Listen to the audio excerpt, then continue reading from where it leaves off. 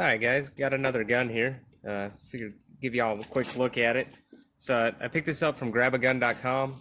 It's a Smith & Wesson M&P 2.0 5-inch Pro Series in 40 Smith & Wesson. I looked all around online and I couldn't really find a review of this gun, the 5-inch model in 40. So I guess I'm kind of like the first guy to review this particular gun, either in the old model or in the 2.0 model, which is kind of cool. I grabbed this thing from grabagun.com for $500. You can get the regular models for I think $425, the brown ones in 40 or 9.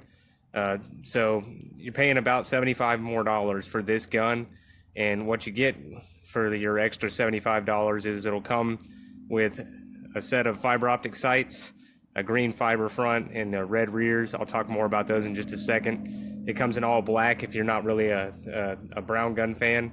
It doesn't matter to me either way, take it or leave it. I do like the black. And the performance center did a little bit of work on this trigger. And so I'll just jump right into that. Off the jump, we are clear. This mag is empty. So they say that it came with a little bit of trigger tuning, and I can agree with that. It's definitely the M&P 2.0 triggers are already really clean in my opinion. I think they've done a great job of revamping the M&P triggers and making them better, giving them good audible resets, no mush or weirdness or anything like that. So I'll just give you all a quick look at it real fast. Let's see if I can get this nice and close. So there's just take up, but it's smooth take up right on the wall, and then there's nothing after that. No mush, it just breaks. The reset. It's tactile and audible, not super audible, but you can definitely feel it in your finger. And then it goes right back on the wall and then breaks again. Let's do that one more time the full way. So from here up against the wall and then a break. It's a really nice break compared to the M&Ps of old, and it matches up with these two right here pretty nicely. The reason why I went with the 40 cal gun is I plan on using this for competitions, running limited major. And just to get the most out of your points, if you do connect with any Charlies or Deltas, shooting major power factor will help your scores, as long as you continue to shoot at the same speed that you would shoot like a 9 or something like that to get the benefits of them. If you start slowing down to shoot the 40 better, then you're kind of negating the benefits of the higher caliber. So the sights, the front sight here is a green fiber, and I think it's about 125 wide. That's about as wide as I would go for a competition gun. I prefer to stay around 100 with like the Dawson Precision sights, just so you can be a little bit more precise. The rear sights, let's get it, see if I can get y'all a little real quick sight picture. There you go. The rear sights, I really don't care for the red in the back. I don't know. I prefer like a Novak style sight with a blacked out rear. So that's why I went ahead and ordered a set of Dawson Precision sights. So I've already negated a little bit of what I was getting out of the gun savings wise, but there's a reason for that. This rear sight, I just don't care for too much. I'm going to point at this little pin right here. After about 250 rounds out on the range, that pin started to walk its way about halfway out.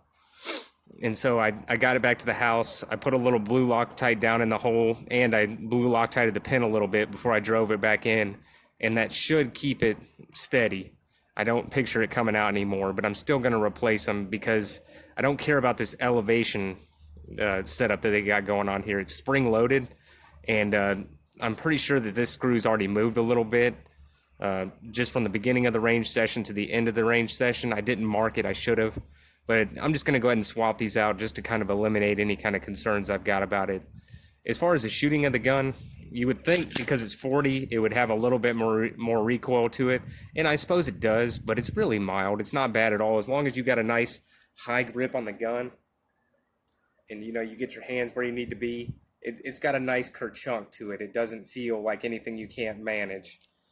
And so it's really a good shooter. My bill drill times, with it shooting 9mm and things like that, I'm able to track the sights a lot more quickly. I usually run those in about 2 seconds, sometimes less than that clean.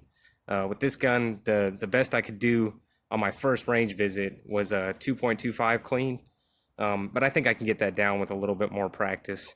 So this is strictly for competition. It might double as home defense, but all in all, I think it's a pretty good gun. I enjoy shooting competitions, but I'm not the kind of guy that can go out and buy a $3,000 competition gun or anything like that.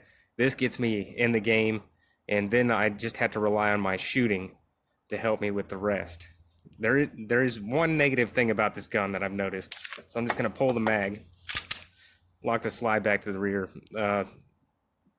On these two M&Ps over here, the slide lock, slide release was a little stiff after the first range day, but I could get it down with one finger. With this gun, I cannot.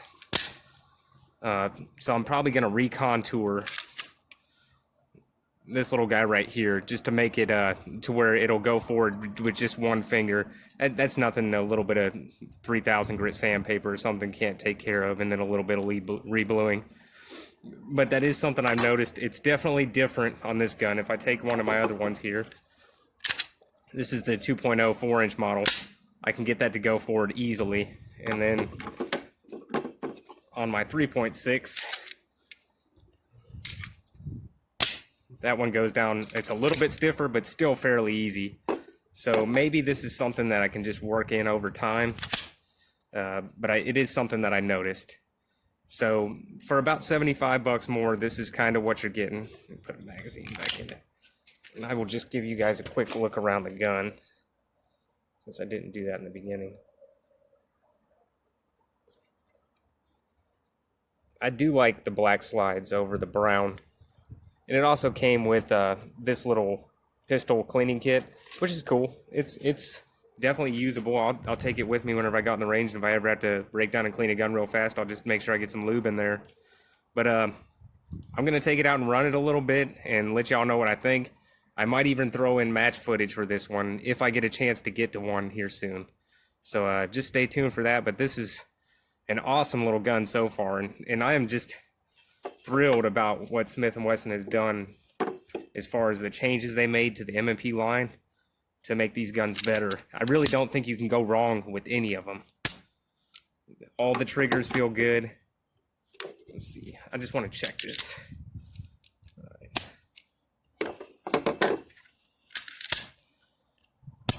Yeah, this one's definitely had some tuning done to it. It's a hair lighter and a hair cleaner, but I think all these triggers really, guys, are super clean now. And that's one of the things where Smith & Wesson's really done a good job making these things better. So anyway, I'll let y'all know how the shooting goes. I don't expect to have any problems because I haven't had any problems with any of the other ones. And I'll let you know. All right, take care.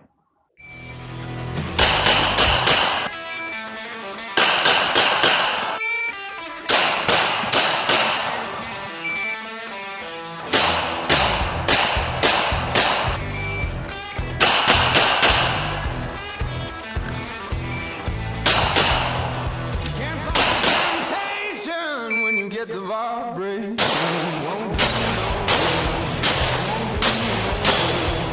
You better start rolling when you hear the man call. It won't do you no good. No, we don't mind.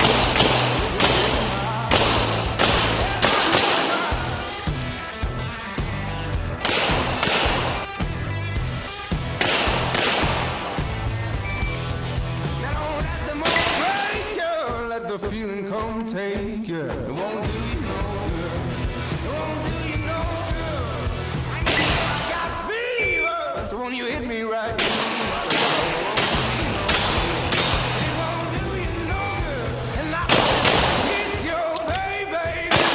Come on low, it's alright.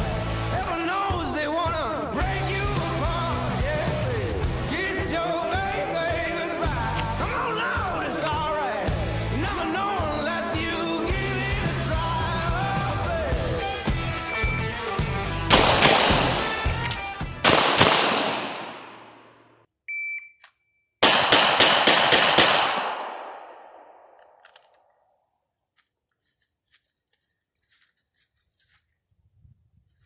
All right, that was a 251, not blazing fast, but I ran it clean.